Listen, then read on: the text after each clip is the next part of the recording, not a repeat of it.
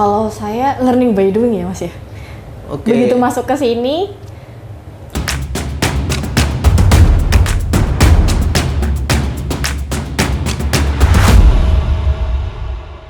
Oke, halo teman-teman Refaktorian semuanya. Di sini aku udah bersama Mbak Ninda. Mbak Ninda ini adalah salah satu admin PM di Refaktori. Mungkin kalau boleh tahu nih, untuk background dari Mbak Ninda sendiri itu seperti apa sih? Mungkin dari pendidikan yang ditempuh kemarin ataupun keahlian sebelum masuk ke sini gitu. kalau sebelumnya aku kuliah di ekonomi pembangunan, di jurusan ekonomi pembangunan. Terus untuk pekerjaan sebelum di sini, aku sempat megang mengenai keuangan sih tepatnya. Tapi lebih ke keuangan yang mengarahnya ke aset ataupun properti. Oke. Gitu. Dari ekonomi ya? Dari ekonomi. Kenapa bisa kemudian switch karir jadi project manager nih? Pertama yang aku lihat itu dari IT-nya. Karena kan Oke. kalau IT itu kedepannya masih banyak ya kebutuhan sumber daya manusia yang bakal diserap sama perusahaan-perusahaan. Otomatis kedepannya tuh masih panjang. Ya. Gitu. Terus dari situ aku juga sempat beberapa kali dengar kalau ada beberapa pekerjaan yang itu akan digantikan sama teknologi.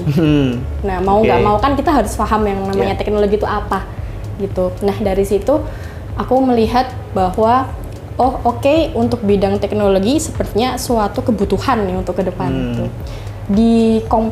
Dikolaborasikan sama pengalaman aku. Karena kan aku dulu sempat megang administrasi juga. Ya.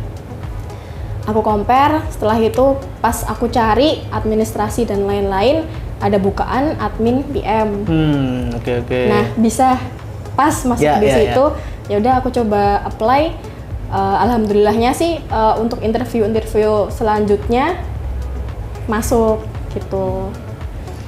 Kalau ilmunya sendiri Mbak, kan berarti Mbak Ninda ini termasuk baru ya di di dunia IT ya. Iya. Istilahnya termasuk baru. Kemudian untuk belajarnya sendiri nih, dari sejak kapan sih untuk tahu teknologi ataupun belajarnya gitu? Kalau saya learning by doing ya Mas ya.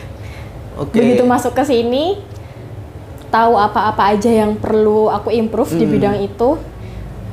Setelah itu sih langsung diasah bersamaan dengan kayak aku harus kayak kumpul reporting atau kayak harus tiketing kayak gitu. Nah itu sekalian belajar, sekalian praktek gitu. Yang aku mau tanyakan nih, setuju nggak sih mungkin seseorang yang belum punya basic atau belum banyak skill kemampuan dia tentang suatu pekerjaan, terus dia masuk ke pekerjaan itu, setuju nggak sih kalau itu sangat susah sebenarnya? Kalau menurutku itu tergantung dari kemauan sih. Kalau misalnya kita nggak fully pengen ke situ ya susah. Kalau misalnya kita oke, aku mau maju, aku mau improve diriku, pasti lebih mudah sih kalau misalnya hal-hal baru itu tuh masuk. Selama 7 bulan, hampir 1 tahun di Refaktori ini, apa yang udah didapat dari Mbak Ninda di Refaktori ini? Banyak sih, terutama dari sisi penggunaan teknologi yang secara langsung berdampak ke kehidupan pribadiku juga dan berdampak ke hal-hal lain yang akan aku keluarkan sebagai output diriku. Oke. Terus yang pasti dapat temen yang suportif sih. Yang itu yang kedua. Yang ketiga adalah banyak banget nasihat dari bapak kami, Pak Bayu, yang sifatnya tuh lebih ke membangun kita. Oke.